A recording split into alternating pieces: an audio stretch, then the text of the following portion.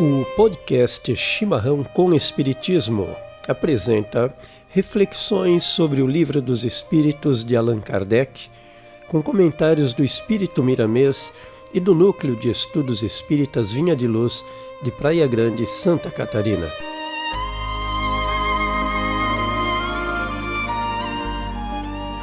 Da segunda parte de O Livro dos Espíritos, capítulo 4, Pluralidade das Existências, abordaremos a questão 170. O que fica sendo o espírito depois da sua última encarnação? Resposta dos Espíritos. Espírito bem-aventurado, puro Espírito. Partiremos agora para o comentário do Espírito Miramês. Diz ele: na última reencarnação do espírito em sua escalada evolutiva, ele passa a ser puro e entra na bem-aventurança, surgindo em sua consciência a tranquilidade imperturbável e a sequência de uma vida sadia. A partir daí, ele passa a viver em outros mundos bem-aventurados, onde a vida é cheia de venturas, onde o amor é verdadeiramente alimento dos espíritos. Pois bem, Regina, não há em nossa presente encarnação, em nosso atual nível evolutivo, condições de avaliarmos integral e perfeitamente, sem chances de erros grosseiros, como será essa vida sadia. Miramês nos diz, assim como a própria doutrina, baseada em testemunhos dos espíritos superiores ao codificador Kardec, que isso se dará em mundos celestes. Mesmo assim, e entendendo que dessa forma se dará o processo de crescimento espiritual, nós não temos parâmetros nem conhecimentos específicos acerca desses mundos imersos em amor absoluto. Nós entendemos que deva ser assim e que as relações entre os homens só evoluirão plenamente através do amor incondicional. No entanto, a despeito desse entendimento, nós não conseguimos exercê-lo por ser ainda um exercício mais teórico que prático, não é isso? Paulo, é por isso que nós viemos viver na carne essas várias vidas. É um exercício que deve ser praticado e que é praticado através do burilamento do nosso espírito. Para quê? Para chegarmos à perfeição de um espírito puro. Dispormos-nos a aceitar que assim será já parece ser, neste momento do conhecimento humano, uma inclinação positiva, uma vez que a razão esteja balizando com lucidez, equilíbrio e sensatez todos e cada um dos relatos trazidos à doutrina por um número expressivo de histórias captadas através de médiuns idôneos, bem como das incontáveis mensagens comprováveis em inúmeras sessões mediúnicas, em imensuráveis centros espíritas ao redor do planeta. Porém, deixamos claro, como você disse, Paulo, que não temos como mensurar esse dado devido ao nosso grau evolutivo atual. Voltamos aos comentários do Espírito Miramês. Diz ele: o espírito livre das reencarnações no orbe e que presenciou sua evolução, libertou-se das grades da ignorância. Era preso e tornou-se livre. As cadeias das vidas sucessivas foram se quebrando de passo a passo, computando experiências e somando qualidades inumeráveis, como sementes de luz para a garantia do porvir de paz de consciência. Podemos fazer, Paulo, um paralelo bem simplista. Diríamos que, assim como neste orbe ou neste planeta, encarnados, vamos verificando o nosso próprio crescimento moral e intelectual. À medida em que nos propormos às mudanças, abandonando velhos hábitos equivocados, também na espiritualidade dá-se processo semelhante. Enquanto aqui, à medida em que evoluímos, vamos nos deslocando para esferas sociais, intelectuais e morais mais refinadas, na esfera espiritual não é diferente, vamos nos deslocando para orbes mais adiantados.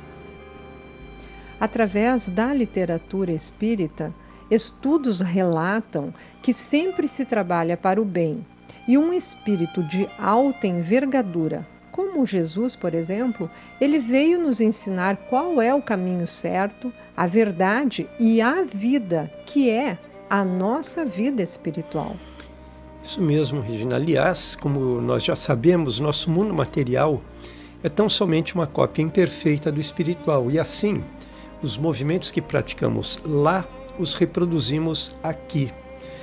Quiçá pudéssemos reproduzi-los sempre com a perfeição esperada pelo Criador, atendendo às lições do Mestre Jesus, através das orientações trazidas pelo Consolador, a nossa doutrina espírita. Voltemos ao comentário do Espírito Miramês. Isso acontece, no entanto, em largas faixas de tempo. A soma das reencarnações se perde igualmente na vida infinita do espírito. Os períodos entre uma reencarnação e outra são também variáveis e difíceis de serem medidos, pois que neles ocorre a conscientização de onde a alma no mundo espiritual assimila melhor o conhecimento sobre as leis de Deus. Pois bem, o tempo entre uma reencarnação e outra depende da conscientização que tivermos acerca de nossas inumeráveis caminhadas terrenas. Ou seja, no plano espiritual, temos condição de olharmos para nossas várias vidas encarnadas, extraindo delas os erros e as virtudes conquistadas. Com tais informações, colocadas na balança existencial de nossa vida infinita, estaremos aptos a voltar ao campo de testes.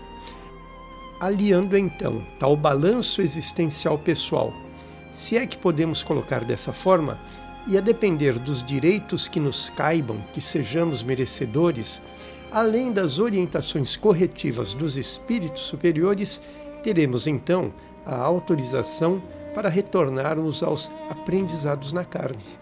Paulo, o processo de reencarne inevitavelmente passará pelo merecimento que tenhamos conquistado, através dos esforços que tenhamos empreendido em cada uma das encarnações, como também pelas urgências que se façam necessárias para que nos livremos o quanto antes de débitos muito pesados e profundamente comprometedores.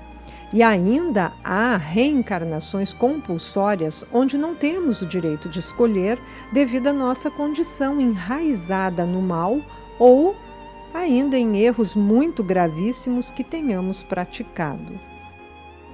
Voltando então aos comentários do Espírito Miramês.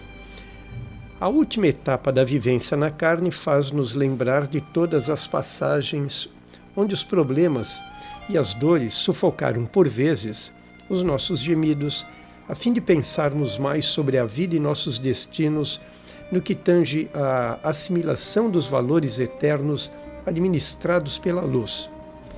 Deus faz o que acha conveniente fazer em nosso favor e deixa algo entregue à nossa inteligência para ser feito por nós. Mesmo com essa pequena parcela que nos toca, nos debatemos no correr de milênios no sentido de fixarmos em nossas consciências a vivência das leis do Criador. Pois é, Paulo, é de se constatar que nós, encarnados na Terra, temos um grau evolutivo quase inicial. Hoje estamos entregues na presente existência, saindo de um planeta de provas e expiações, raiando no primeiro minuto de planeta em regeneração. No entanto, já sabemos estar vivendo a nossa melhor e mais desenvolvida fase intelectual, a que nos dá melhores chances de compreensão de nossa missão divina, mesmo que ainda não compartilhada em mesmo nível no aspecto moral. Exatamente por esse motivo, Regina, Miramês assinala que Deus faz o que acha conveniente fazer em nosso favor e deixa algo entregue à nossa inteligência para ser feito por nós.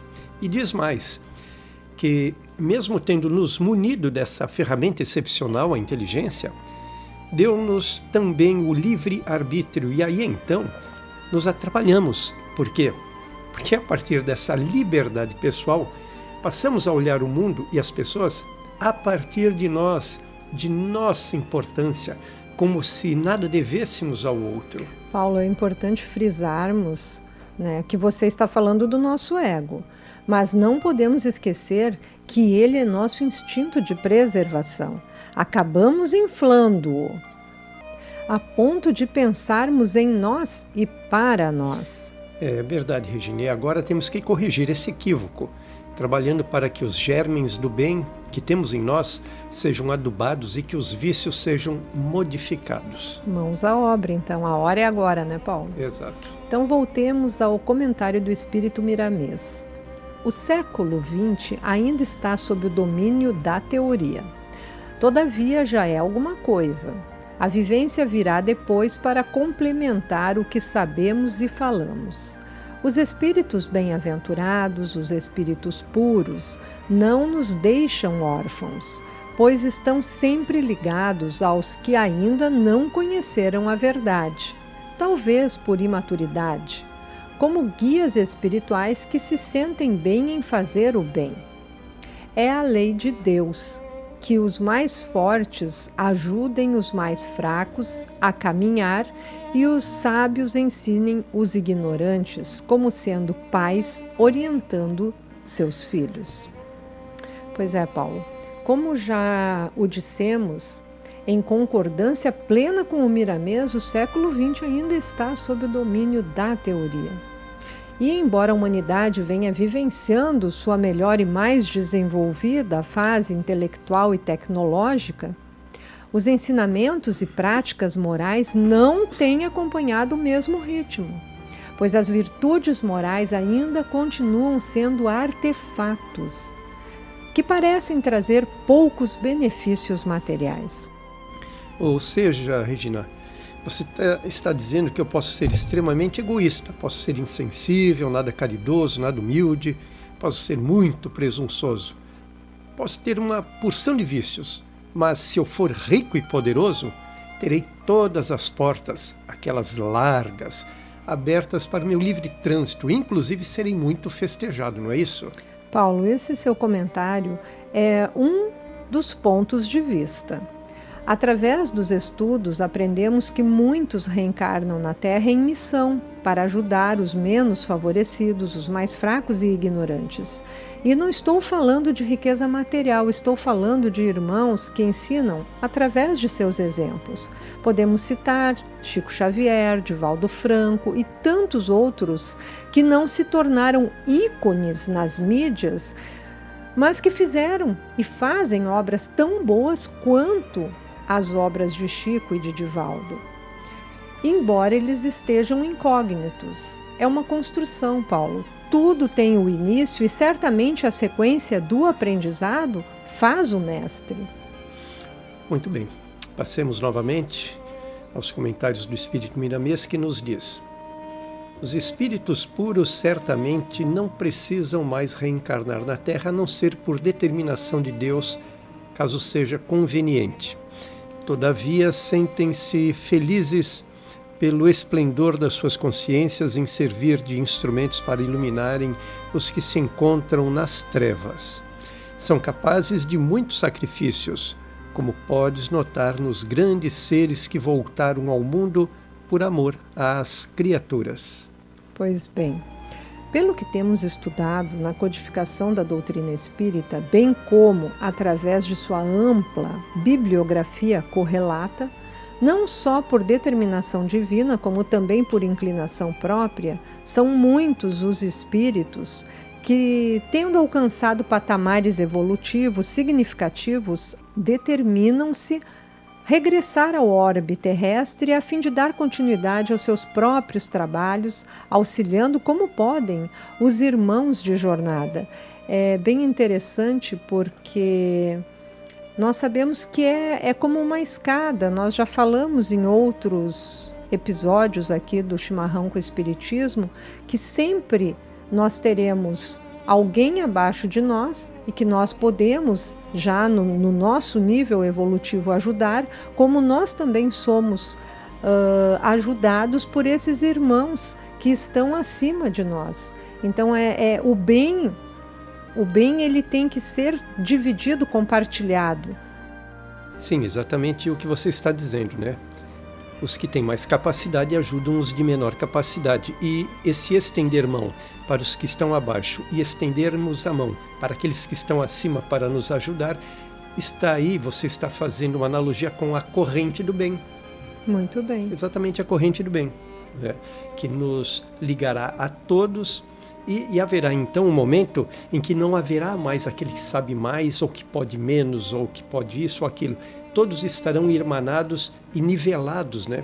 Uma vez que a fraternidade, o amor, ele nivela, ele congrega, ele traz as pessoas para junto das outras e não ao contrário, né? Ele não afasta, justamente por falta dessa fraternidade é que há exatamente a separação, o distanciamento.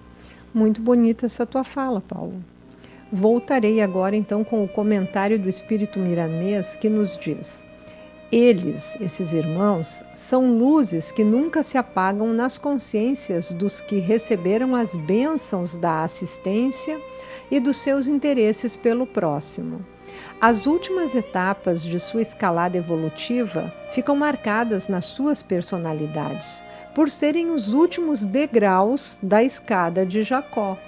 Depois de livres, sentem a felicidade de ajudar mais na condição de valores de Deus, sob a direção de Jesus, que personifica o amor mais puro da terra.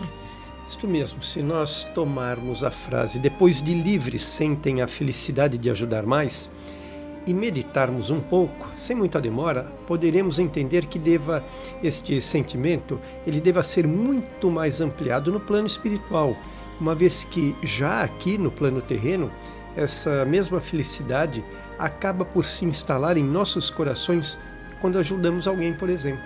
Sem quaisquer dúvidas, Paulo. Basta que estejamos minimamente atentos para sentir, com emoção e regozijo, o sentimento de felicidade, de dever cumprido, de paz, que nos invade o ser quando nos colocamos à disposição e podemos ajudar algum irmão de caminhada.